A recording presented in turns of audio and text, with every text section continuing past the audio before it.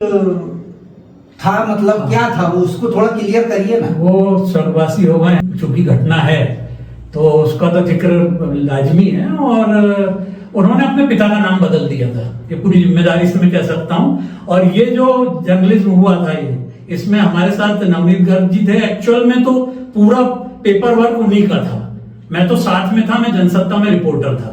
लेकिन पूरी तरीके से हम लोगों ने, हमने भी, नवनीत जी का ही मेन था कि हमने ये साबित किया था कि रामजी महाजन ने अपना पिता का नाम बदल दिया है। कैसे, छोटे से मैं बताता हूं।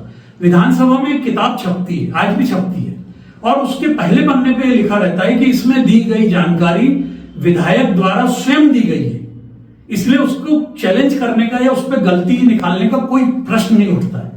उसको जो विधायक बोलता है वही लिखते हैं। उसमें भी उन्होंने अपने पिता का नाम शिवाजी महाजन लिखा था, जो शिवाजी महाजन वहां के फ्रीडम फाइटर थे।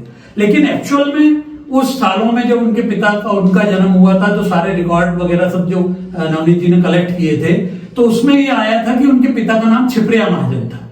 और उसके बाद जो हमारे भोपाल में ब्यूरो थे, बीबीसी के रिपोर्टर भी थे, महेश पांडे जनसत्ता के भी ब्यूरो थे, हमने उनसे भी बात की, तो उन्होंने एक इंटरव्यू रिकॉर्ड किया उनका, रामजी महाजन का।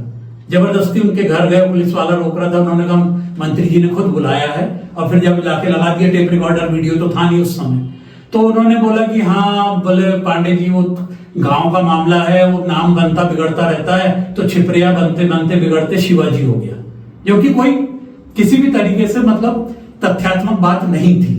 वो तो जो है वो बिल्कुल ये था कि उन्होंने नाम बदला था।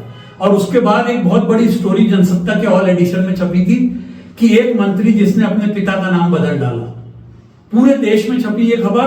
और कह लीजिए उनका या हमारा जो भी सौभाग्य था, जैसा था उस खबर का दम था कि उस दिन पूरे देश के श्रम मंत्रियों की बैठक थी दिल्ली में, और रामजी महाजन भी श्रम मंत्री थे तो दिल्ली में ही थे।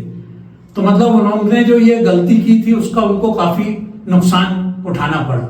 और उसके बाद जब वो जेल मंत्री बने तो वो कमेंट भी करते थे कि कभी आप हमारे मेहमान बनिए, फिर हम बताएंगे आपको कि खातिरदारी क्या होती है, मतलब आप कभी जेल आइए फिर हम बताते हैं।